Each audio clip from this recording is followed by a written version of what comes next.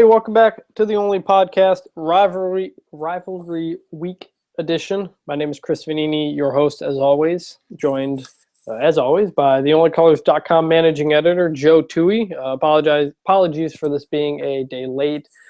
My regular work, my job with coachingsearch.com, been a pretty busy weekend with 4 coaches either stepping down or getting fired. So I had to push the recording of this back a day because there was just so much going on that I didn't have enough time. Joe, I appreciate you letting me push this back. How you doing? I'm doing well. Letting the rivalry blood boil a little bit this week. Yeah, it's been an interesting week. We'll get into that in a little bit. We'll start off talking about the last game, but we're recording this Wednesday night. Does it feel like it's the rivalry week? Maybe I'm out of it because of the other stuff I've been focused on. But I mean, you live in Ann Arbor. Are you feeling it in the air?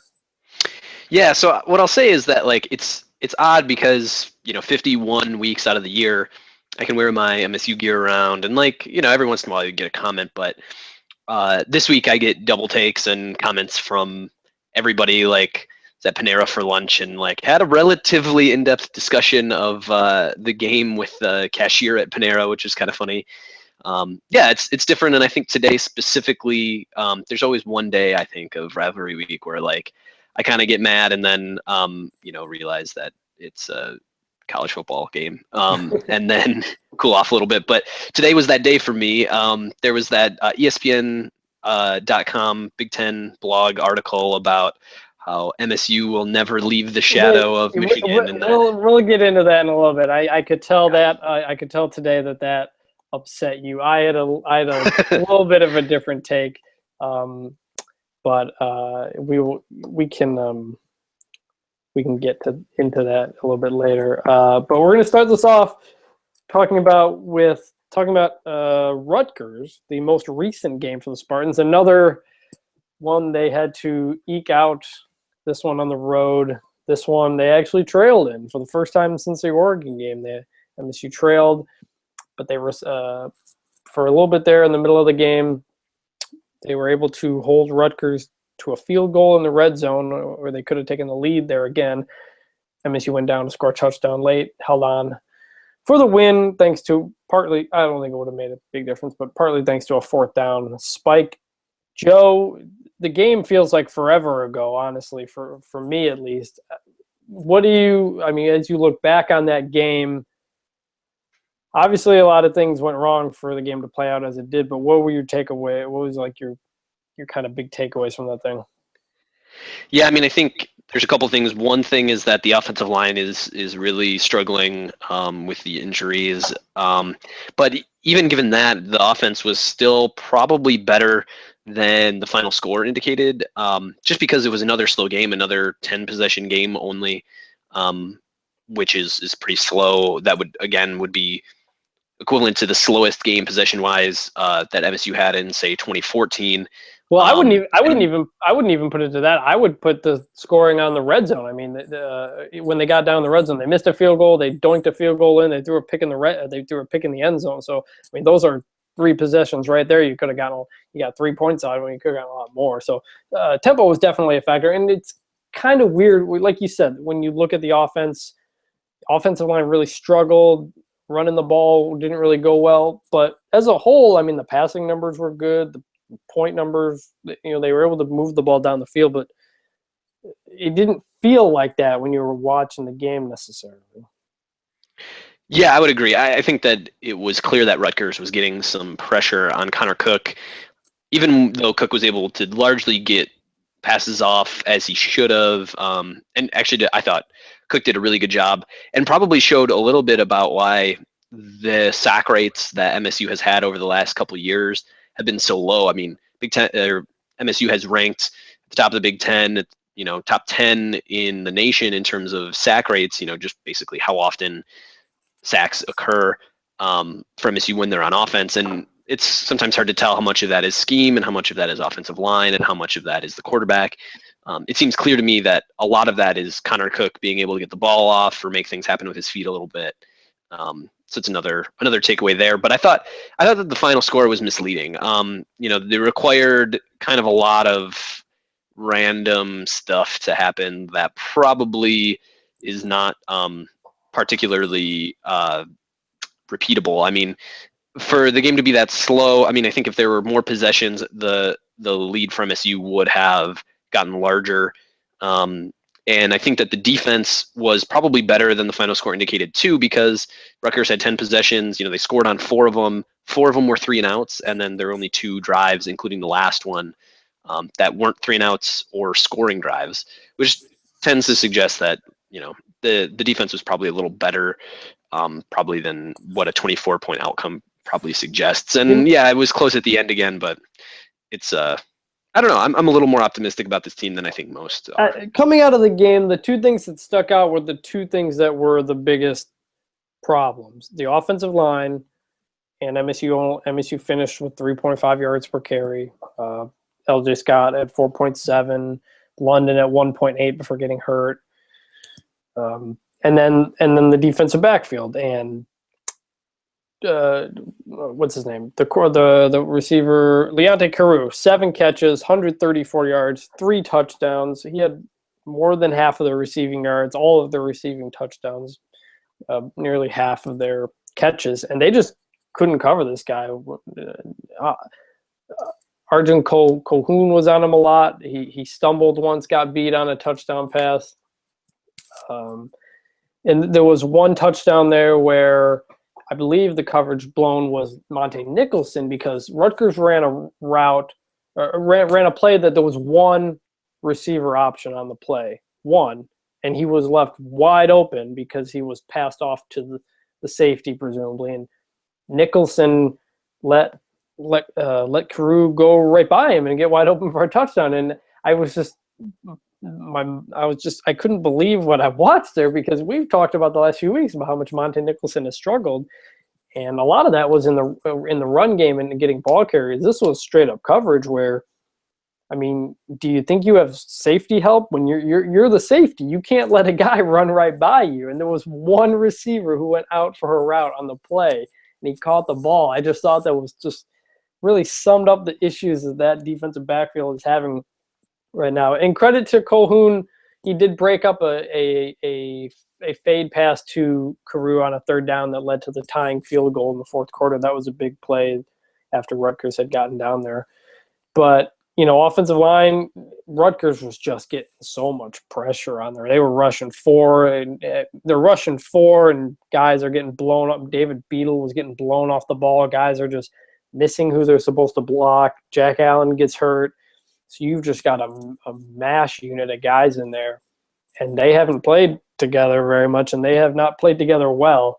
And that and the defensive backfield have been our concerns about this team for a few weeks now, and they were very evident in this game. And for Connor Cook to put up the numbers that he did, 23 for 38, 357, 2 touchdowns and a pick, I thought, other than the pick, I thought he played really, really good. One of the best games I'd seen from him. He was continually making NFL-type throws, finding open guys, moving enough to find them to get open. I thought he had, even from the beginning, I think he started off like 7 for 17 passing or something, but there were a number of drops in there. And he was just, I thought he was just on from the beginning, and I think that's a good sign for them going forward. And a play, depending on how the season plays out, a play you can look back on is on their touchdown drive. They faced I think it was a 3rd and long, and they throw the sideline type fade to RJ Shelton, who makes a diving catch to make the grab to keep the drive alive. They go down and kick the field goal. Now, if they don't get that play, it's possible Rutgers gets the ball with pretty good field position.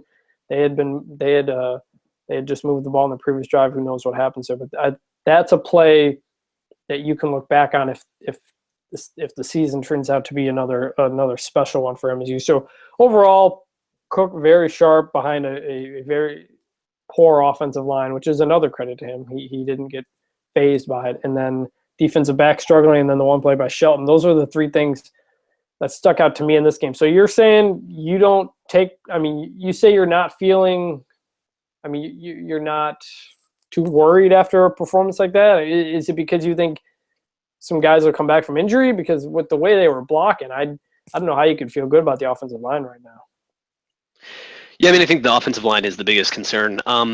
And yeah, I mean, I think overall though, and Rutgers' defense is absolutely pitiful. I mean, of the 128 teams in the country, their defense is 120th or worse, probably according to most analytic systems.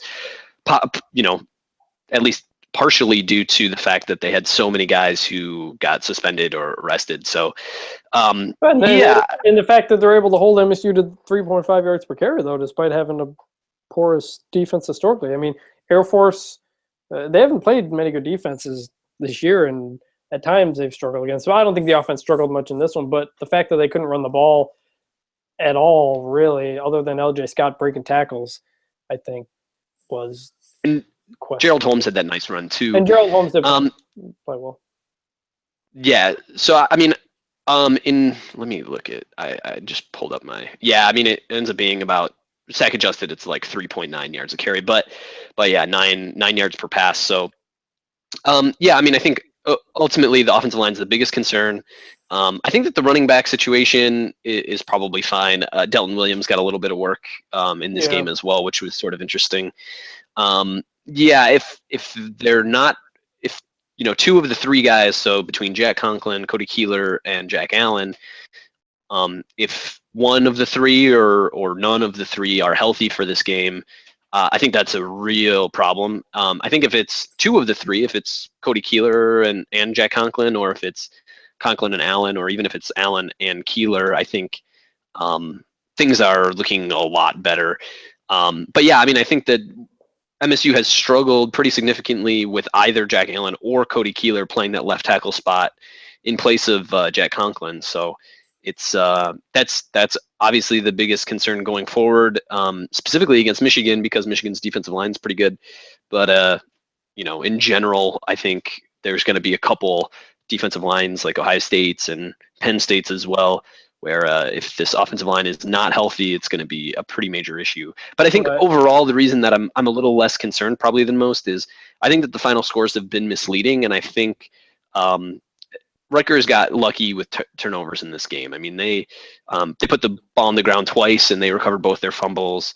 And that interception by Cook was pretty uncharacteristic. That was such a weird play. I watched that play. I rewound it, watched it a number of times. The only guy who went out for a pass, really sort of past the line of scrimmage, was Lyles into the end zone. Yeah.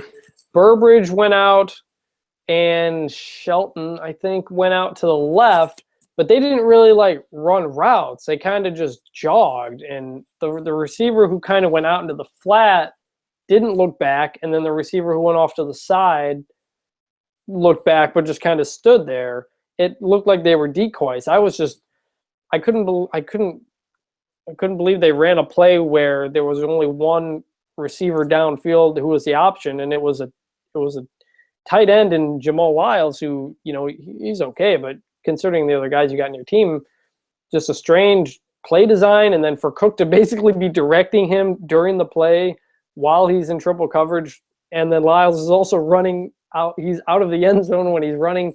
Just a complete disaster of a play that I couldn't believe came up.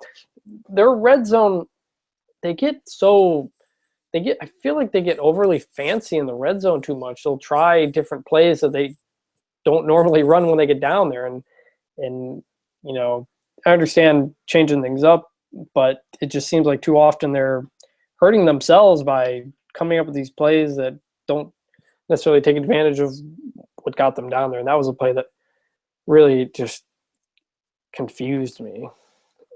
Yeah, I mean, okay, so there's that one pick, but what I'm saying overall is just that I think that the final scores have been a little misleading, including against Purdue, for a couple reasons. So Heck wrote a pretty good piece yesterday or today about how with a 2-score lead, MSU has been absolutely the worst in the Big Ten in terms of yards per play, and then also scores given up. And so, I mean, when you look at the leads that MSU has gotten in many of these games, right? I mean, 34-10 against Western, 24-14 against Rutgers, 21-0 against Purdue, 35-7 against Air Force, and then at one point it was 17-0 against Central. So, I mean, to some degree, I think there's been a letting up off the gas that has made the final scores of these games a lot closer than I think that the quality of the team suggests. But yeah, I mean, when the game is close at the end, it makes sense to be concerned about it. But at the same time, I do think that the offense has been a lot slower and tried to maintain leads as opposed to trying to score until the Rutgers game, and then we saw what Connor Cook could do even behind a makeshift. Which is why I'm more positive, probably, I think, than most. I could understand. I understood the letting up situation, but not in the Rutgers game. They were behind at halftime. This wasn't a game where they let Rutgers get back into the game. They were trailing for a chunk of this game, and I don't think it was because of holding anything back. I just think they couldn't block for crap with what they had at the line, and they just couldn't cover Leonte Carew with anybody. That's pretty much what it came down to me. I mean, Rutgers wasn't doing anything else. They were starting in the second half. They did run the ball a little bit. They were able to run a little bit more than I expected, which set them up for some manageable third down situations. But they finished 4.4 as a team, but that doesn't count the sack, so it's even higher than that. Although one of those was a 72-yard run that kind of pulled that up. But it basically came down to those two things, and this wasn't a game where I thought they were letting up. And that kind of brings me to a thing I wanted to touch on. I've seen a lot of MSU fans ask me, has MSU been holding stuff back for the Michigan game? They haven't, but they've purposely been playing bland. And my response to that is, if you think they're holding stuff back while they're trailing Rutgers at halftime or a pass breakup away from going behind in the fourth quarter, then I think you need to question the coaches if that's the case. I don't think that's the case at all. I'm not saying they used everything. I'm sure there's some special things they have. But the idea that they're going to play a bland style, given how they've struggled to hold on against Purdue. Purdue had the ball with a chance to take a lead in the fourth quarter. Central was a game that went deep into the second half. Air Force, not so much. But in Rutgers, they were trailing. I don't buy that idea for a second. I know it's something MSU fans used to say for a while after they'd lose to Notre Dame. The non-conference doesn't matter. They're saving everything for Big Ten play. And I'm not going to say, like I said, I'm not going to say they open up the whole playbook, but the idea that they're saving things specifically while they're in these dogfights, I don't buy. What do you think about that theory? Because it's something I've heard it's something we hear seemingly every year at the beginning of the year, but especially now coming into this Michigan game. MSU fans seem to be hoping that, the struggles have been because of that. Offensively, defensively, we're just holding back, just trying to just hold on. And then when we get to Michigan, we're going to open everything up. What do you think about that? I don't think that there's sorry. I don't think that there's any sort of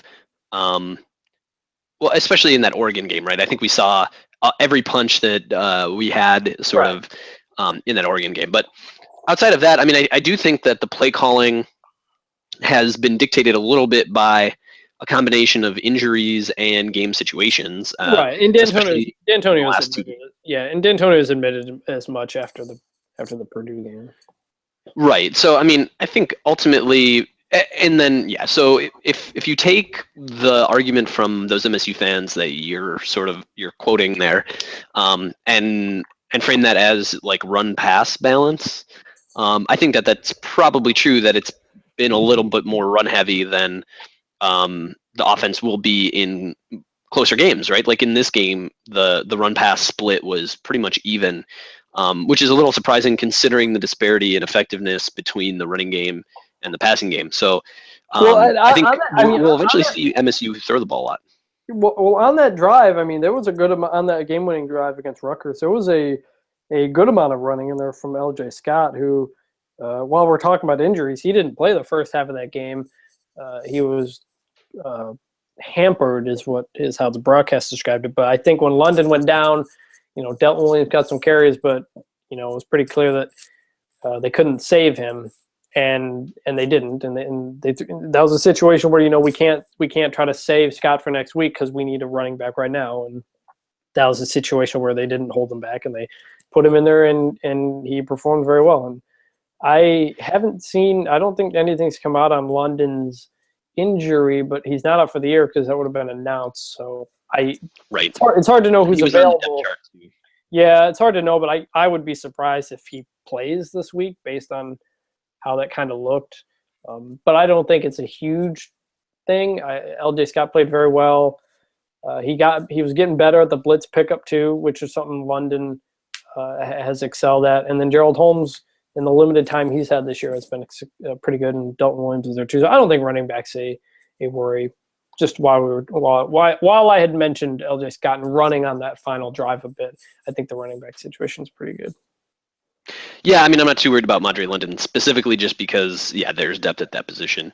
But yeah, I mean, it's the other piece that's been interesting is in that Purdue game, the fact that Josiah Price and Travon Pendleton and McGarrett Kings, none of them played, I thought was somewhat interesting. And the fact that for that Rutgers game, it was said that Conklin was available for emergency duty. Don't know how much of that was true or not. Yeah, I'd like to know what emergency was, considering they were trailing at halftime and they couldn't block anything. I don't know. I mean, I guess emergency would have been, 3 guys get hurt. They literally don't have anybody else left, but it was. Yeah, that's probably my guess. Yeah. Well, and considering how hobbled Cody Keeler looked when he was playing as well, and he was actually playing. Notably limping throughout the game. Yeah, so that, but it's interesting to me that so many guys have been held out of games, presumably due to injury, in these games that clearly mean a little bit less, or should be a little bit easier. So yeah, I mean, I think we'll know a lot more just before the game starts when the lineups get announced, because I think then we'll see, like, okay, how many of those guys had truly major injuries that were really holding them out, and how many of those injuries were sort of, enhanced a little bit because they just didn't want to get anybody injured, or make sure guys were totally healthy for this game specifically.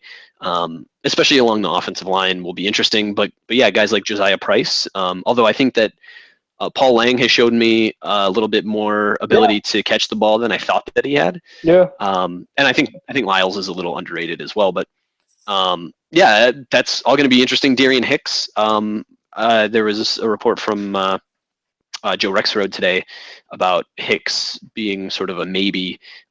You're sort of not expected necessarily to play, which I think would be a pretty major hit to the secondary. You're down to Arjun Colquhoun and Jermaine Edmondson as your 2 corners.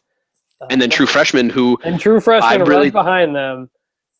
And it's not like you can move Demetrius Cox from safety because there's true freshmen behind him at safety. So you're in trouble. If Hicks is not available, you are in trouble. So, but yeah, I mean, I guess we'll find out closer to game time. I guess we'll kind of move into Michigan talk here. Are you going to the game?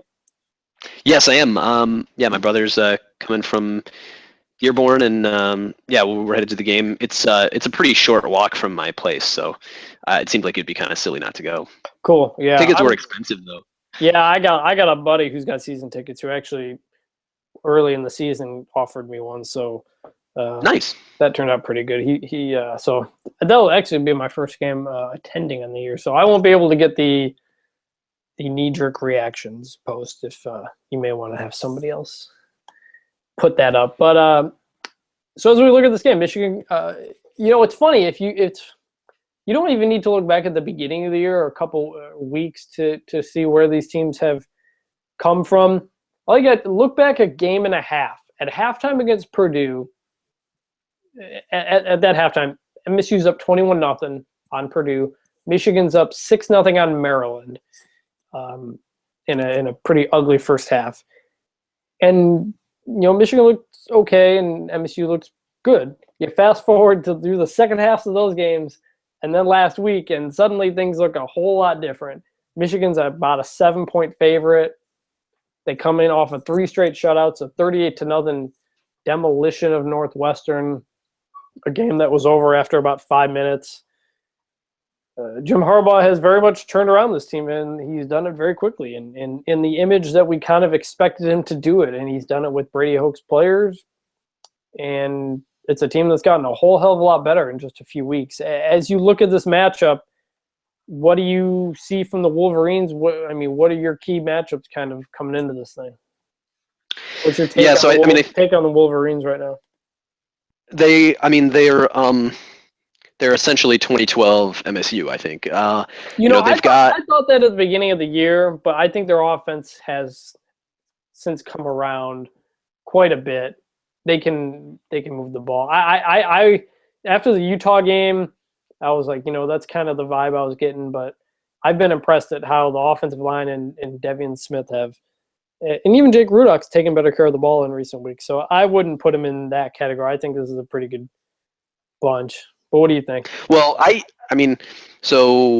my opinion of that 2012 team, that 2012 MSU team, is actually very positive. I think. Yeah, that's yeah.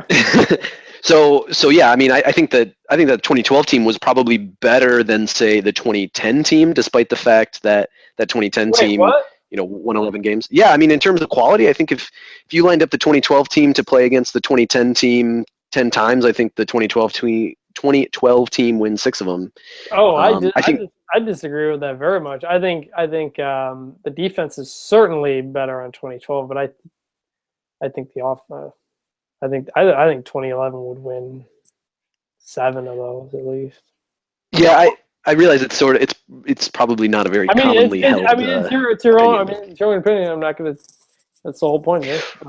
Well, my point here is just that I think that 2012 MSU team was really good because the schedule was difficult, right? They ended up losing. The only game that they lost by a significant margin was to Notre Dame, which ended up playing in the national title game. Yeah. Then they lost a handful of games by very small margins in games that they probably should have won a couple of those and just got bad breaks. Iowa, the cold rain game that I stayed through, Nebraska blowing that game at the end. Ohio State, where the touchdown got called back on that fumble return. They're a missed field goal away from beating Michigan. Right, or them calling that 4th down play correctly on the drive that led to the winning field goal for Michigan. I think that 2012 team is quite good. The problem is that when you play a style where you end up not giving up a lot of points, but also not scoring very many points, it's hard to put teams away. Mm-hmm. In that sense, this Michigan team this year is a little bit different. But I think, like you said, I think that Northwestern game, which I watched, at least the first half of, it seemed like Michigan kind of put them away within the first 5 minutes, and then things kind of snowballed because for Northwestern, if you're Northwestern and all you can do is run the ball and you're down by 21 very early on, you're kind of in a rough spot because if you can't throw the ball when you're down by that much, you really are not going to be in a very in any sort of situation to make a comeback in a game like that. So yeah, that Northwestern game, I knew it. Like I said, I knew it was over after 5 minutes because they returned the kick for a touchdown. You get a stop, you get a touchdown, 14 points. It's a Northwestern team that struggled to run the ball. And when I look at the 38-0 score, it was a dominating performance. But I also think Northwestern was checked out of that game pretty quickly because they were not going to be able to make that comeback based on what they had offensively. Yeah, I agree. I think they just kind of which is kind of the point you're saying. Right. So I think, I think that also the final margins that Michigan has won by have also been misleading. Their defense is quite impressive, and they do a phenomenal job stopping the run, and that's going to be a real problem for MSU if the offensive line is not healthy, or even at 100%. Let's say that all 3 of Conklin, Keeler, and Allen all play. I still think that running the ball is going to be a little bit of a problem just because I think Michigan is going to sell out to stop it either way. Right. When I look at the injury, like my feeling in the injury, it's just like it's too bad that you don't get – because MSU's offensive line first string healthy is really good. Michigan's defensive front is really good. It would have been really just fun to see that mashing, that physicality you're going to see inside them. I don't know if it's going to play out like that with what MSU's got going on, but it's unfortunate we won't get to to necessarily see it. Not it's an excuse, you got to deal with what you got to deal with, but just from a pure football perspective, it would have been fun to really see that because Michigan's defense has been really, really good, especially up front, and you'd like to see both teams at 100% pounding each other. But back to your Yeah, absolutely. And then, but I don't think that Michigan has seen a team that has the talent through the air that MSU has. Correct. Between Connor Cook and Aaron Burbridge, and even some of the other guys. I mean, I think that Kings hasn't been as good as he could be, and I think that RJ Shelton is sort of finally coming into his own as an actual receiver and not sort of just a jet sweep specialist. But I think also if Josiah Price is back, he's a major positive in the passing game as well. So yeah, I mean, so long as Cook gets a reasonable amount of protection, I think that that MSU can really have some create some damage through the air in that sense. So I think Michigan fans, there's a great MGO blog post by Ace Anbender, sort of doing a film breakdown, and he seems pretty confident about Michigan's ability to stop the run specifically, and I think he's right on that. But I do think that there's going to be some ability for MSU to throw the ball around a little bit, and that'll be especially important if things kind of start out a little sour. The other thing that I think is going to be really interesting is special teams, because Michigan's been very good on special teams. They had that opening kickoff return against Northwestern, and basically everything that could possibly go wrong on special teams for MSU has, in the last several weeks. Right. Tyler O'Connor was the special teams player of the week. Oh, I forgot to 39-yard punt. I saw that. Your backup quarterback is the special teams player of the week. But before we get into special teams, I was going to, on your comment about the passing game, Michigan's got talent in their defensive backfield with Jordan Lewis and Jabril Peppers. James Ross will be suspended for the first half due to a targeting penalty. But Michigan's got talent back there. But like you said, we haven't really seen them against a passing team. And I'm very curious to see how that plays out because McGarrett Kings has he has the talent, but he's a veteran. He has not run his routes necessarily all that well, and it's led to incompletions. It's led to the need for some diving catches, and I think Cook has been very frustrated with that. Aaron Burbridge, really stepped up last week after a couple weeks of not totally being seen very much. He made some NFL quality catches in that game. He did a great job of getting open when Cook was scrambling and whatnot, and he will be a big factor in this game, or at least he should be. If he's not, then that's a problem. And yeah, Cook said Price should be back. That's a big target. RJ Shelton has done a lot better in the passing game. So it's there. They just have to protect Cook long enough. If I'm very curious to see how much Michigan is going to blitz coming into this game. Because when I was watching the game against Rutgers, I'm just thinking I would just blitz the crap out of these guys because they can't block anything, and you try to rattle Cook a little bit. And if he starts dumping it off and beating you, then you can adjust. But if I'm Michigan, I'm going to bring a lot of pressure, or if four guys gets enough pressure, who knows. One guy we should mention that there's been a lot of talk about, but randomly has been dropped off a little bit, even though he's played well, is D'Anthony Arnett. I thought that he had a couple big catches against Rutgers, and if he could step up a little bit and I think that they're going to end up running a lot of empty sets, a lot of 5 wide. I was right there on the empty sets. They did a lot of that against Rutgers, and we look at the final numbers, it worked, but Cook was getting hit quite a bit. I was surprised they didn't go with any. I don't know if they went with any 2 tight end sets where they both block, or you got 7 blockers, or you got 6 blockers. They generally were only relying on the 5 offensive linemen, and with how much they were struggling, I was very and a running back in the backfield. But I was very surprised how little they used tight ends to block, because every play running backs were having to step up and block because linemen were getting beat. So maybe they will go with more empty sets here. I was just surprised that they didn't against Rutgers, given how much Cook was getting hit. It worked. Cook passed the ball very well. They moved the ball, but if you want to kind of help your quarterback out a little bit, I think a little bit more protection would have been good for him. And I think we'll probably see a little bit more of Cook rolling out, which they did a little bit, especially at the beginning of 2013, a little bit more before the emergence of Jack Conklin, I think, on that left side.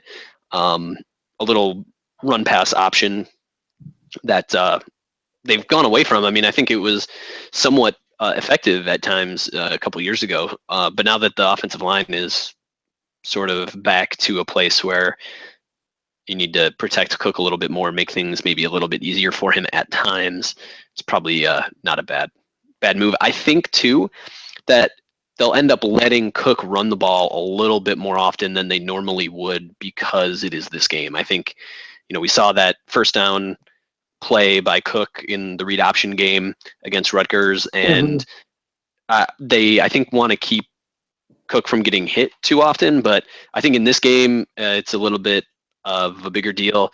Cook ran over Delano Hill. Was that Delano Hill last year? He had that big run where he put his shoulder down and took a hit to a Michigan defender, and I think we'll see a little bit more of that this year than we have earlier in this year and in previous Michigan games. Yeah, I mean, it's definitely another option. Very curious, like I said, going to be interesting to see what type of attack they go, how empty they go, how much they protect. I think running the ball is going to be very hard, even with, I presume LJ Scott's going to be the guy. So for all the team running backs we got, it looks like LJ Scott. I would imagine LJ Scott's going to be the guy, at least in this game. And I think he's the guy. I think he's the guy who should start in this game because you're going to need a guy who can break tackles. Because I don't think there's going to be any holes for a guy like London to try to get through. So I think Scott has the best chance of success in this game. Well, he had some big time runs on that final drive against Rutgers too. Yeah, and against Purdue too, he had some runs that were very impressive. For a guy who's 230 pounds, he is a lot more nimble than you might expect. I mean, I think he's a little bit Le'Veon-ish in some of those ways, with guys kind of bouncing off of him and able to make guys miss despite being much larger back than average. And then so I think the biggest matchup, which was something you sort of asked at the beginning of this, is definitely Jordan Lewis, the Michigan cornerback, against Aaron Burbridge. So that's the one I would look at most. I think Jordan Lewis has had was actually pretty good for Michigan last year, and is getting a lot of NFL hype over these first 6 games of the year. So that's the biggest matchup to me. Yeah, and back to your point, I think I don't know if it's the biggest, but I think it'll be huge. Will be the special teams you mentioned, because MSU the last couple of weeks you've got missed field goals, you've got blocked field goals, you've got punters dropping the ball, shanking punts. You've got kick coverage is still not great. Michael Geiger kicked the kickoff out of bounds late against Rutgers. I don't know if we ever got a reason as to why he did. I think D'Antonio was asked about that, and I don't believe he gave an answer. Geiger instead of Cronin. Let me check the D'Antonio transcript here. That happened as well, I believe, against Oregon, where what they were looking for was sort of not a squib kick, but just sort of a shorter kick. So the guy, that isn't the first kickoff that Geiger's had this year.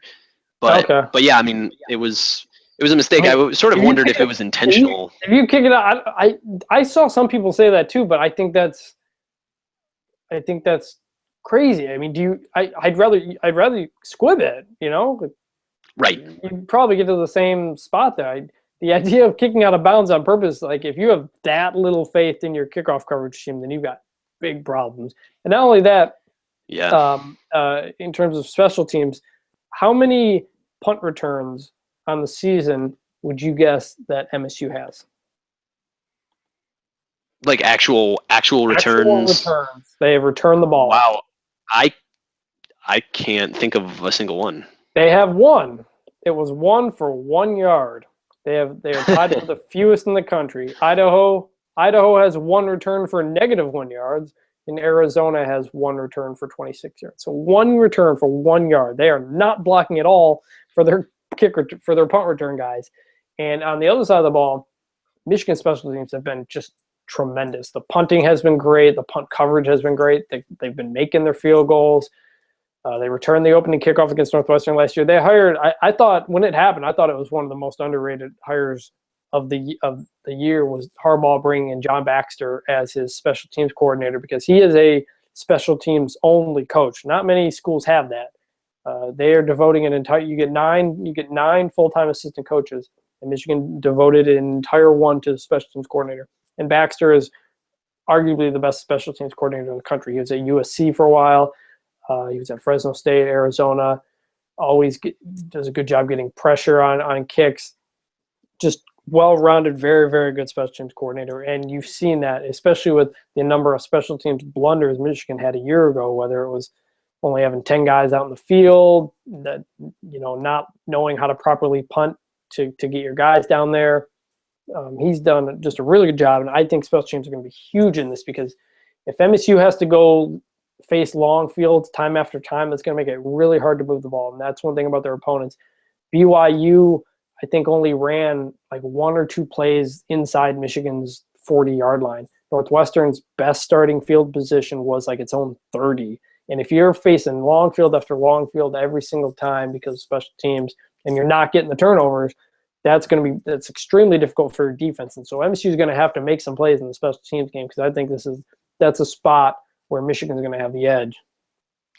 Yeah, I'm beginning to get depressed about the special teams, because I don't know how you actually solve that issue. Like, I don't know what where the problem stems from, because it's all of these different disparate places on the special teams. Right. Mark Snyder's the coordinator this year after Mike Tressel became the co-defensive coordinator, but he doesn't run all the setups. Each coach, the way special teams usually set up on teams is each position coach has, you get field goal block and punt block or something like that, or punt return, and they kind of split it up. So each aspect is worked on by a different coach, and one guy kind of coordinates the whole deal. So I don't think this is something where you just say where MSU has a new special teams coordinator and it sucks. I think it's every aspect of special teams is struggling. Michael Geiger 2 years ago went something like 15 for 16 kicking, and he set an MSU record. Now he's, I think, 4 for 8 on the year, 50%. He's followed the trajectory that Dan Conroy did,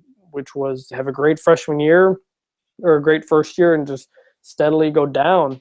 And if you're MSU, how much faith are you going to show in Geiger? If you get to the 25-yard line and you're facing 4th and 5, are you kicking it? Are you going for it? I'm very curious to see if MSU gets in a position like that, if they decide to put the ball in Connor Cook's hand as opposed to Geiger's foot, because I don't think you can at all trust Geiger right now. And honestly, I feel like you can trust him more on longer kicks than you can on shorter kicks. As weird as it is, he keeps missing the close ones.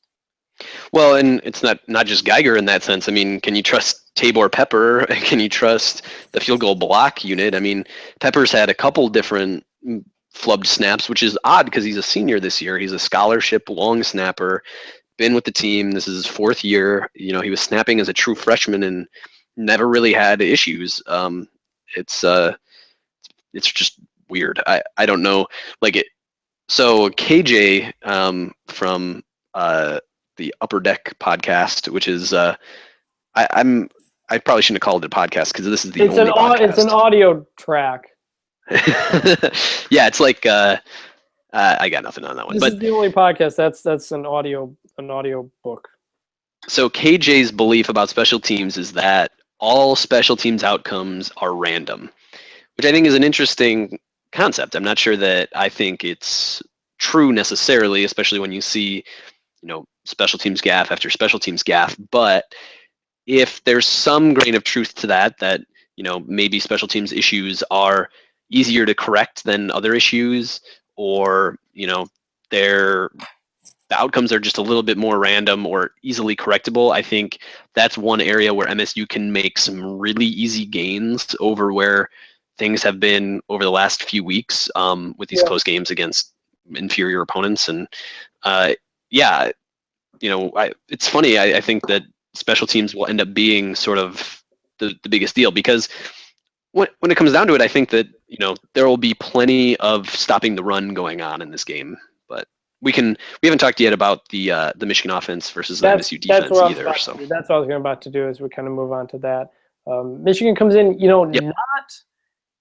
they've been carried by this defense, and you mentioned how they're like 2012 MSU. They are. I mean, they're number 42 in rushing the ball. This isn't like a team that's pounding it and moving the ball. They're 42nd in rushing the ball. They are 96th in pass efficiency. They've still thrown more interceptions than they have touchdown passes on the year. And scoring, they are 67th, which is about 10 spots below MSU. And that includes a special teams touchdown and a defensive touchdown last week. So it has not been an explosive offense. And they've been able to pound teams and wear them out. By the time you get in the second half, you're done. That's how you get 3 straight shutouts, because you've physically worn down the team. They've been able to run the ball in the second half. And as D'Antonio put in his press conference, pound until the wall breaks. And that's going to be the key, not just simply, stop and run, but as the game goes on, those 2-yard carries can't be turned into 4-yard carries and such like that. And when you look at Rudock, he's done a better job of turning over the ball, but they have not gotten the explosive plays. They've missed on a number of them. Let me look at what Michigan is here in explosive plays. They have 4. They have 4 passes. They have 4 passes of 30 yards or more. 4. Actually, MSU does too. So they're both there. But in terms of 20 yards or more, MSU has a 23 to 15 edge. Michigan has 15 passes of 20 yards or more through 6 games. They have 47 passes of 10 yards. They have not been able to throw down the field with much effectiveness. Although they have had a number of open guys downfield that Jake Rudock has been unable to hit. And actually, one of the predictions I made in this game is that Michigan will hit at least one of those deep balls they've been missing. But like I said, this has not been an explosive offense by any means. Yeah, so from the 5 factors perspective, I don't think that there's really much in the way of additional information outside of sort of national averages. In some cases, total yardage stats don't tell you the whole story, but I think here they're pretty close. I think one of the bigger things is field position for Michigan. Even in situations where their offense isn't scoring, they're at least moving the ball to some degree, and then their special teams have been solid as well. So, yeah, I mean, they've actually gotten a little unlucky in terms of turnovers, which I think actually are relatively random. I would say fumbles are.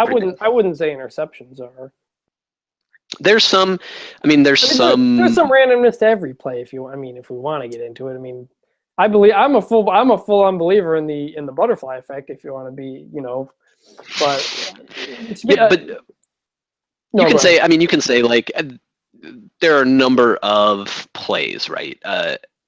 Anecdotally, where you've got defensive players making a play on the ball, and the defensive player's ability to make that an interception or have it just end up being sort of a pass breakup are pretty random. I think Jordan that's Lewis why I include that in terms of turnover. Jordan Lewis's pick 6 came one play after Jabril Peppers dropped a pick 6, so But as like I said, Michigan hasn't been explosive. However, you talk about that field position when they don't have to move so far. They're 10th in the country in red zone efficiency touchdowns. I'm not going to count field goals. They've scored 15 touchdowns in 20 red zone trips, which is number 10 nationally. And when you talk to coaches, that's one of the biggest keys. When you can move the ball, but when you need to score, when you get down close, can you finish the drives? Michigan has been able to finish their drives this year, so that's one thing they've had.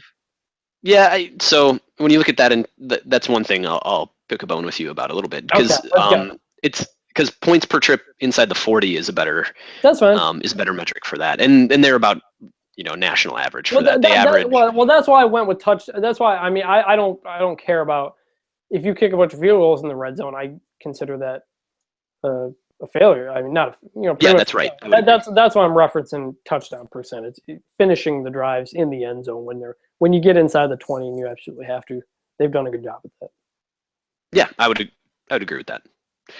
But so talking about it, Michigan's offense a little bit though. I think that they're pretty run dependent, right? I mean, they're gonna run the ball a lot. I don't know exactly what their run pass splits are. I mean, it looks like they're gonna run the ball significantly more often than they're gonna throw it. And I think that this MSU defense is still pretty much built to stop the run. I mean, the front seven for MSU is still very strong. Michigan, they've run the ball 253 times. They've passed it 175. But on the other hand, you've got games like Northwestern and Oregon State and BYU where in the second half they're just running out the clock. So that's part of it. But like I said, that's what they do. I mean, they wear you down and they're just running the ball in the second half and it works for them. But yeah, I mean, MSU's built to stop the run, and that was why I was a little surprised in the second half against Rutgers. Like I said, some of those shorter those carries that would go for nothing were starting to go for 3 or 4. The linebackers were a little slow getting into their gaps, but that's obviously the strength of this defense is the front seven. Malik McDowell and Lawrence Thomas also got a little banged up in the Rutgers game, but I think he's okay.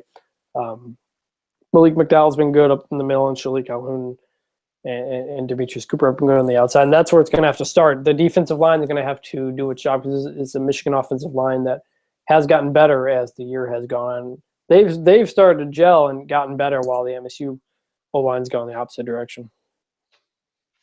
Yeah, and I think that that what's interesting when you look at this is I think the passing games, contrary to the the stat that'll get bandied about over the course of the week and during the game, I'm sure, where there's something crazy about the 42 of 40 the team that has the team that has more wins the rushing battle has been 42 of the last 45 games.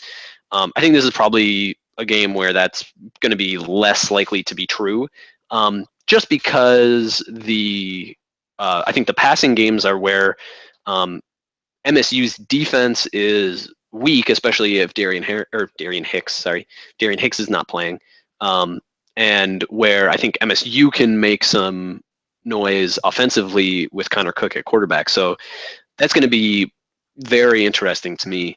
And more predictive actually is than a difference in rushing yards.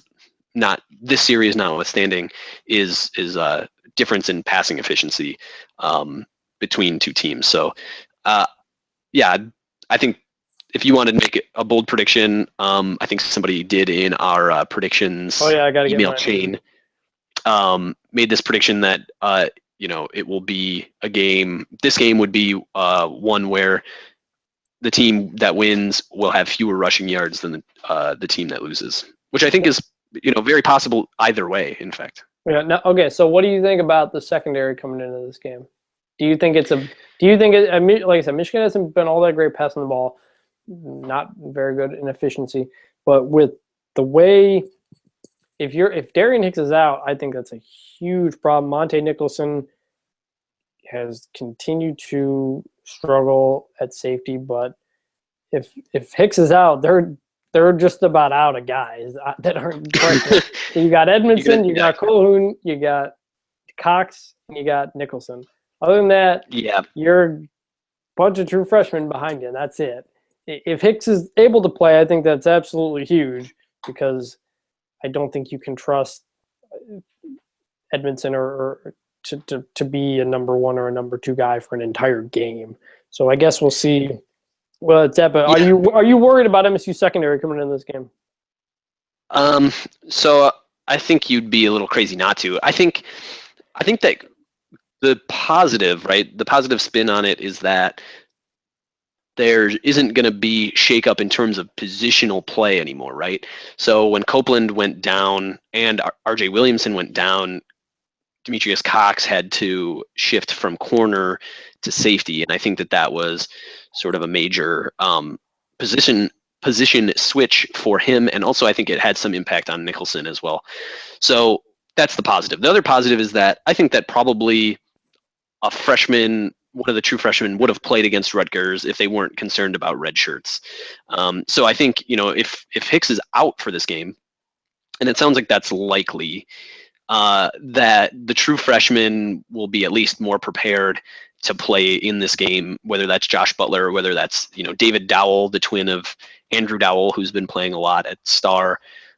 Whether it's either one of them, I think they're probably going to be a lot more prepared to play in this game than they would have been against Rutgers, just because there was a little bit of depth there with Edmondson still around. So yeah, obviously I think it's a concern. The good news is that other than Jake Butt, the tight end for Michigan, I think that there really aren't any other particularly concerning receivers that Michigan has, and I think they've been pretty conservative in terms of passing the ball because they've been able to. But even with their conservative sort of passing game, which is sort of similar to Rutgers, actually. Rutgers sort of did the same thing where they were going to throw, before Carew came back, where with sort of an inexperienced quarterback, they were going to throw the ball a little shorter and try to go for efficiency. Michigan hasn't been efficient in the passing game very much either, in terms of like yards per target for various players. So, or catch rate. I mean, I think that Michigan's quarterback situation isn't ideal, but also their receiver situation isn't either. So yeah, the butt that should be an interesting matchup because Darian Hicks has struggled. We should grab a get your laughs out. Piece of this podcast, and we're just with you saying "but" several times in a row. Funny. It's gonna always be funny. It just is. Yeah, it's true. But I think he is going to be an incredibly difficult matchup, whether it's Nicholson, a safety on him, or whether it's a guy like Darian Harris, a linebacker on him. I would not be surprised if he's a guy who finishes this game with something like 8-9 catches, because he's an absolute weapon that they have not really needed to use for a while now. And when you look at the way at least when MSU's defense was rolling, the way you'd attack it was slot guys, tight ends in the flat and stuff like that. And he's that matchup. So I think that's going to be a very difficult cover. And if MSU's down Darian Hicks, I think that's a huge, huge problem. So I think we're good talking X's and O's here. We'll get into the narrative stuff in just a second. So what's your score prediction for this game? I said MSU 33, U of M 28. 33-28? You MSU winning? Yeah, so, yeah, I mean, that's with the caveat that the special team, my boldest prediction for this game is that special teams will be a positive for MSU in this game. Okay. I guess my bold prediction, I don't even know if it's a bold, but I what I said before, I think Michigan hits at least one of those deep balls that they have not been hitting and that they've struggled to hit. And my score prediction is going to be 34-17 for Michigan. I don't think this game is going to be all that close. I just think MSU's beat up in key spots. The defensive backfield is vital for this defense, the way they play. The offensive line is vital for any offense, and I just think they're just too beat up. They're not playing well. I mean, even before the injuries, the defensive backfield was not playing well, so I'm not going to say injuries are an excuse. I just think they're struggling too much in those two key spots. I think Michigan's able to run the ball enough. They hit a couple of deep balls. MSU can't run the ball, can't protect Connor Cook very much, and a 34-17 final score. So now let's move into what this rivalry is really all about, and that's the narratives. Now you were very, very upset about a article by Mitch Sherman of ESPN.com on ESPN's Big Ten blog today. I want to get what the headline was: "History has sentenced MSU to forever live in Michigan's shadow." That's a headline that jumps out, no doubt. I read the story. The story was mostly about interviewing a guy named David Young, I believe his name is, who's written two books about MSU and Michigan. I've read most of the first one, which is about how MSU got into the Big Ten and why Michigan was against that and all that. But you were very upset about this story. Vent a little bit here. What's on your mind? Yeah, well, okay, so there's a couple things. One is, I think, yeah, the headline was probably a little bit on the misleading side just because I think most of the article probably didn't support the actual headline anyways. Right. Which The is story didn't frustrating. really match the headline. And I'm not going to put that on Mitch Sherman because at most places the writers do not write the headlines. But although he did Right. sort of kind of defend it on Twitter from what I saw. Yeah, so that's another thing. But it's just ridiculous. So the other funny thing, when I posted this on Facebook on my personal account, I had a friend of mine comment saying, and he made a great point. I didn't even think about this, about that guy who's being quoted in this article, about U of M being sort of the spotlight of attention. That guy is a physician from Holland, Michigan. Like, why is this guy your historical source? Well, Like, it's because he wrote, ridiculous. like I said, he wrote these 2 books on Michigan. I've read most of them. They read like an academic paper. It's not the easiest read, but it's very well sourced. I'm not going to doubt his knowledge of the history. I believe he went to Notre Dame. He was, if I recall correctly, he was close with the Hanna family. I think he holds John Hanna in very high regard for what he did. But that's what it was about. It was about the history and how MSU's always been fighting against MSU in its history. And after I tweeted and commented on the ESPN story, I also made sure to point out Heck's really long piece that I recommend everybody go read. I don't know if you put it at the front of this or not. I saw you had added an editor's note to it. But the long history of MSU and Michigan, he wrote it before 2011, but it all kind of, yeah, you've got it up at the front of the page. Yeah, it all still holds true. I think that was a much better account of why the game means so much to MSU. I disagree with the idea that MSU will always be in Michigan's shadow because I just think they cast separate shadows. But from who the author is, to me, I give him credibility on at least the history of the rivalry because he's written 2 books on it. Right, but ultimately, like the dramaticism of the headline, and I can understand and why that upset some people. like, come on, like it's patently ridiculous. I think Mason Brew, our sister blog, Michigan sister blog, admitted as much. Brother blog. Oh yeah, our Big Brother blog. Shit, admitted as much too. They said that they thought it was sort of a ridiculous article as well, and so I give them credit for that. It's a total troll job. I don't know if whatever editor decided that was going to be the headline just decided they wanted to go for page views because they almost certainly accomplished that. Given the number of other people I saw on Facebook sharing the same article. I'd like to know how many of those. I would guarantee greater than 50% of those readers are angry MSU fans, though, too. Oh, no question. Or trolling Michigan fans. But it's just part of it's just part of the whole thing. And it was an attempt to talk about the history of the rivalry off the field.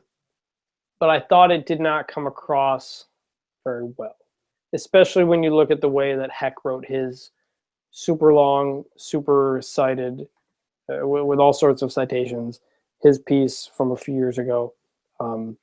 I thought that the ESPN piece was kind of just a watered down attempt at that with a clickbaity headline. But there was a different headline story today. From John Solomon of CBS Sports, writes, can Michigan and Michigan State actually win at the same time? Pointing out how both teams have finished in the top 10 only 3 times, the most recent being 1999.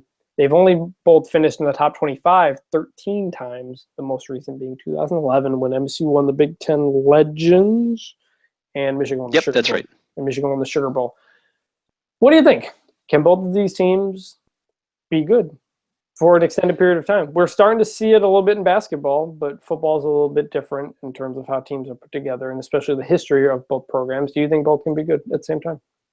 Yeah, absolutely. I mean, they only play each other one time a year, so I mean, it's certainly possible for both teams to be very good. I mean, the argument, and this is sort of a weird argument that was happening before the season even began about has MSU's window closed because Penn State with James Franklin was recruiting well, looked like they were sort of on their way back up. You know, Michigan with Harbaugh seemed like they were on their way back up as well.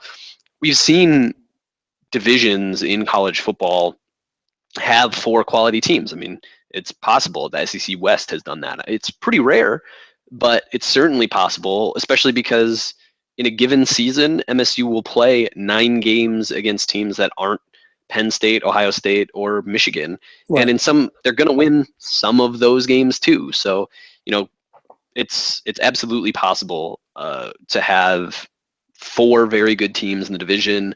It's even more possible to have 3 very good teams in the division. And yeah, the only argument I could see against it would be the fact that Michigan as a state is not exactly the most fertile recruiting area. However, Ohio is pretty fertile, and I think that both teams have national reach at this point when you look at the way that MSU and Michigan's classes have been constructed. So, Right. yeah, I think it's definitely possible. Absolutely. I mean, you made some key points. I mean, recruiting, MSU's done. They're getting more guys from Virginia, from Texas. They recent years opened up in Illinois a lot more than they had. They've gone into Pennsylvania a lot more than they had. You know, when Kentucky was starting to move into Ohio, a lot of people said, "Oh, the team that's going to be hurt most is MSU because that's where they get all their guys." Well, MSU responded by still getting guys from Ohio and expanding elsewhere in the Midwest, expanding nationally. MSU's recruiting better than it ever has, and Michigan has always recruited well and always will. But more than anything, the reason these teams have not been good at the same time comes down to the institution. In order to be a successful football program for more than a flash in the pan, you need a good head coach, you need a good president, and you need a good athletic director. For the last up until 2007, MSU had not had that for 40 years. Ever since the 60s, they didn't have a good coach. When they had a good coach, they didn't have a good administrative setup. Denny Stoll's leaving for Arizona State, or George Perlis and his whole big deal with the administration when he was becoming athletic director, wanting to be president, all that kind of stuff. That was a mess, and that ended in a mess. MSU was never on the same page as the university. That's why it struggled. It wasn't because Michigan was good. It wasn't because Ohio State was good. More than anything, MSU was internally fighting for 4 decades. They finally got on the same page now. They got Mark D'Antonio. Luana K. Simon came in, president who took academics seriously. Mark Hollis did not hire Mark D'Antonio, but he was a very big part in that process, and it was very clear that he was being groomed to take over as athletic director. He is one of the finest athletic directors in the country. And Mark D'Antonio has proven himself to be one of the best football coaches in the country. You have those 3 factors that MSU has never had, or has not had for decades. That's why MSU is good. MSU is not good because Michigan hired Rich Rodriguez and went downhill. Michigan has struggled for the past 8 years because they have not had those 3 things. They didn't have a football coach. They didn't have a football coach on the same page with the athletic director. The athletic director was a problem with Dave Brandon. They had some president changes. You know why they got Jim Harbaugh? Because they hired a president who let the interim athletic director do his job, and the interim athletic director made Jim Harbaugh the #1 priority. They got it done. Jim Hackett's still in the interim athletic director for who knows when they're going to get a permanent guy. They have all the pieces on the same page finally, and that's why they're moving back up. Institutionally, both of these schools are in very good positions right now, and that is why both will continue to thrive for years to come. So yes, they can both be good at the same time. It's not because of a talent drain. It's not because of anything else. Like you said, they only play Michigan once a year. They only play Ohio State once a year. You can go 9-2 or 10-2 and lose to those teams. To be successful, it's about what you do. And for decades, MSU was not able to do that. They finally have. That's why MSU is good. It's not because anybody else is down. It's because MSU got its shit together. Now Michigan has gotten its shit together. Ohio State's had its shit together forever. That's why these programs will be battling for years to come. Yeah, that's a good rundown. Yeah, and I can't, I don't have necessarily the knowledge of the history. But, well, yeah. I've been pointing that out for years when, when Michigan was struggling, and MSU's only good. This is the idea that you mentioned. MSU's window was closing. MSU's window was not closing unless it loses its athletic director or its head coach. If those three stay in place, the window will be just fine, because that's what it takes. And so it's really unfortunate that Steve Spurrier retired as head coach of South Carolina then, right?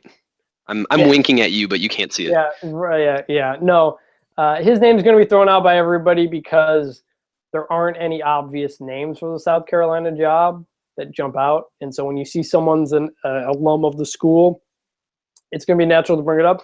I don't see any chance of that happening. D'Antonio has no real ties there and hasn't for a long time other than playing there, but none of those ties are still there. And that was like 40 years ago, right? I mean, right. He graduated in the 70s, I believe. And he played with Ronnie Bass, Sunshine, from Remember the Titans. I remember I read that Jack Ebling wrote a really good book about MSU football, and that nugget was in there, and that always stuck with me. But D'Antonio Texas had interest in him. It had interest in him a few years ago. I don't believe he is leaving. At this point in his career, with the way MSU has invested in him, with the way the program has succeeded, with that administrative support and being on the same page that I just talked about for 5 minutes, that's a situation you don't want to leave. That's a big reason Tom Izzo never left, because he has everything that he needs at MSU. And they continue to invest in salaries and facilities and everything. And so, no, I don't think there's any chance of D'Antonio going to South Carolina. So, no, I think it's a ridiculous rumor as well. Yeah. So let me ask you this: who do you think this game is bigger for? Do you think MSU needs to win this game to stamp itself on the beginning of the Harbaugh era? Do you think Michigan needs it to prove that it's really back? On that note, actually, stat that will play no. I know you're going to say this. It will have no impact on the game. I just thought it was an interesting nugget. The last 6 Michigan head coaches have lost their first game against MSU. Brady Hoke, Rich Rodriguez, Lloyd Carr, Gary Moeller, Bo Schembechler, and the guy before him, I forgot who it was. The last one to beat them in their first game was Benny Oosterbaan in 1948. They've lost 6 straight in their first game. However, the last 8 Michigan coaches are 7-1 against Ohio State in their first games against them. So I thought the first-year head coaches have struggled with MSU and done well against Ohio State. Obviously, a billion factors go into that, whether or not those teams are good in the first place. I don't think it means anything, so you don't need to. I'm not going to say it's factored into the game. I'm just throwing it out there because I know you're going to say that. I'm just throwing it out there because I just thought that was an interesting stat. Who do you think this game is bigger for? Because Mike Valeni here in Detroit had a really good piece, or a really good state of the state from MSU's perspective a couple of days ago. iSports Web transcribed it. I highly recommend reading it. I thought it was really good. And the idea was Harbaugh's for real. I don't think anybody doubts that. Michigan is a good team. So I don't think the expectation of, well, we didn't expect to beat MSU coming into the year, so it's okay. Or Harbaugh doesn't have his players yet. None of that. No, you're a good program now, and none of that stuff matters now. So who do you think this game is bigger for? Yeah, so I'm going to take a little bit different tack on this, but go ahead. So if you look at the roster for MSU for the 2016 and 2017 seasons, the drop-off at some pretty major positions is pretty significant. I mean, right. Connor Cook and Aaron Burbridge are leaving. Jack Allen will be gone. Shalik Calhoun will be gone. So I think that the window for MSU to make the playoff, at least until we see some of the replacements for these guys, new left tackle, new quarterback, and see maybe they're better than I expect them to be. But I think because of that, because I think this year is sort of the year where it sort of has to happen until, a year or two, or maybe 2 years or so from now, once, the next quarterback is found and stuff like that, I think makes it a bigger deal for MSU, because in order to make the playoff, it's probably got to go undefeated at this point, unless real craziness happens and there's a 3-way tie between MSU and Michigan and Ohio State, or there'd have to be real craziness otherwise. But yeah, I think that is what makes it a bigger deal for MSU this year, because in future years, once Harbaugh's got his quarterback and once sort of where the ebbs and flows sort of come in, I think this is a much bigger deal for this MSU group than it is for Michigan because of that. Okay. I'll say the game is bigger for MSU because I believe it is always bigger for MSU, and it always will be bigger for MSU. Regardless of being the underdog coming into this game, the game just always means more to the players, to the fans, to the coaches, because that's the primary rival, and MSU is not the primary rival of Ohio State. It's a different rival. It's a different kind of rival, but I think Michigan fans would rather – there's more of a desire to not lose to MSU than there is to actually win. What I mean by I think they'd rather beat Ohio State than they would beat MSU, but losing to MSU hurts more than losing to Ohio State.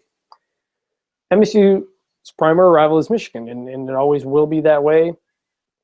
And this game will always mean more. Even last year when Michigan comes in dragging itself into this game, any little thing, slamming a tent spike, a railroad spike into the turf before the game is going to give you that extra little edge to go for the touchdown late in the game instead of kneeling out the clock or something like that.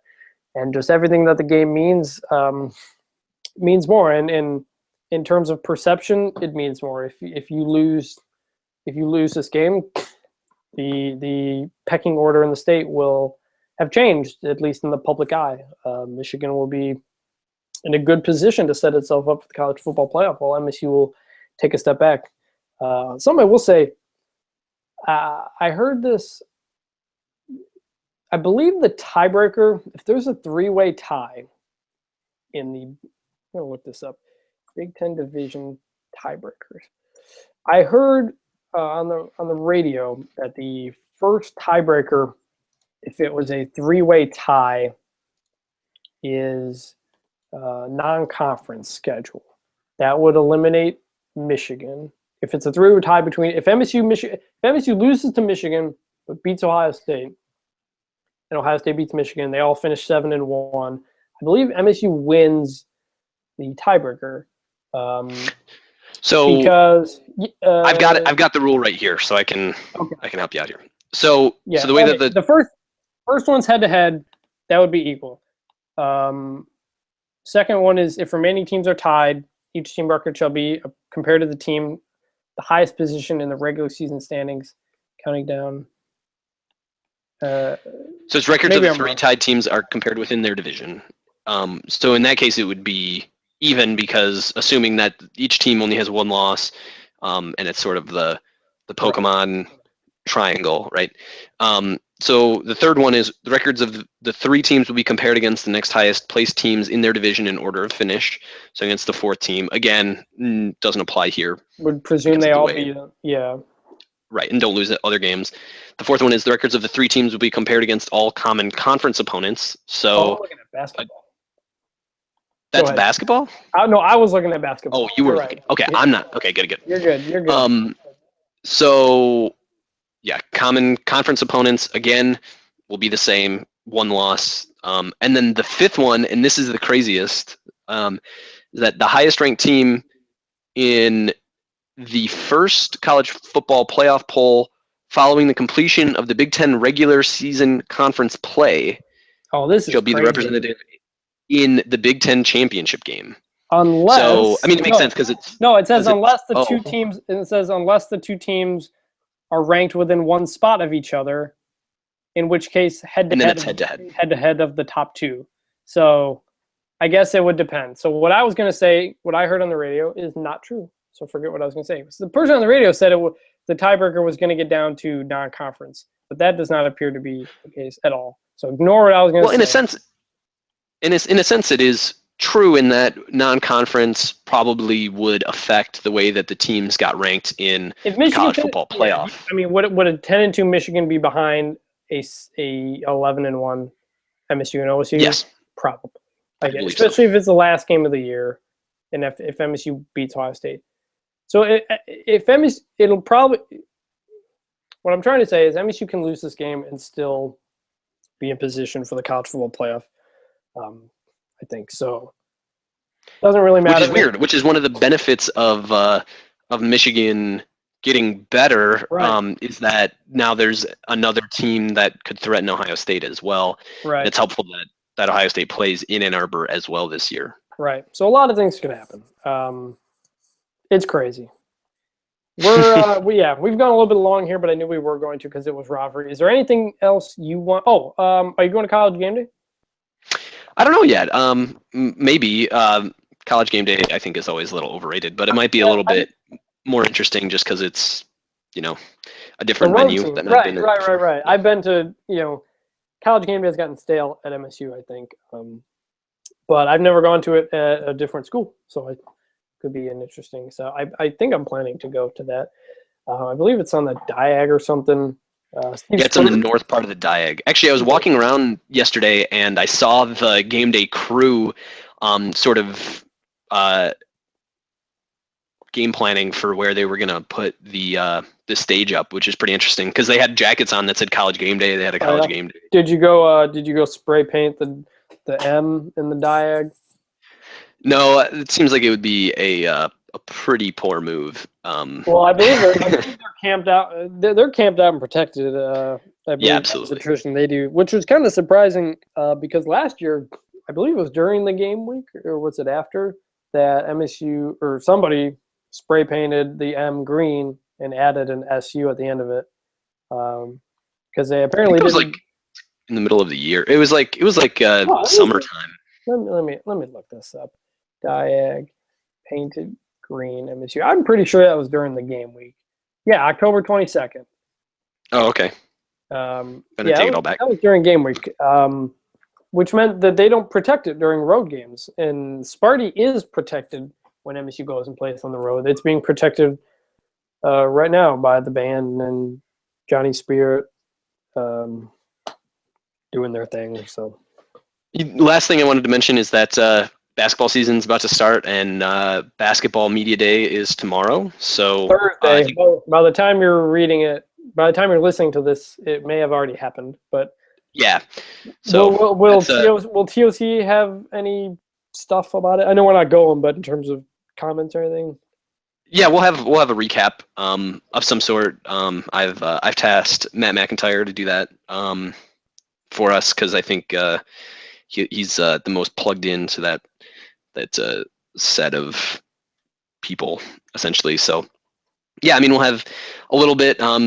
Should be the good news is that the MSU football bye week falls on the first week of basketball season. So the plan is to have pretty significant preview stuff go up that week for the bye week, which is the last week of October / the first week of November. Cool. That works out. Actually, just got a tweet from someone asking if the podcast is coming soon. Recording it as we speak. So appreciate you guys who listen to this. Make sure you subscribe on iTunes. I've not figured out the RSS situation yet. I believe it's a week behind for some reason. But you can also listen to it on the site. Obviously, theonlycolors.com. Got a lot of great stuff up on the site as always. Make sure you're checking that out, especially this week. A lot of good stuff. Joe's got a good piece about the different O-line configurations. There's a football recruiting roundup up there. Hex piece about the rivalry is up there on the front. And a number of good stuff up there. Highly recommend you check that out. Thanks for Thanks for checking out the site. Thanks for listening, everybody. You can follow me on Twitter at Chris Vanini. He is at Jobin, number 2, letter E. And you can follow at The Only Colors for lots of good stuff, too. And appreciate everybody listening. Joe, you got anything else? Nope, that's it.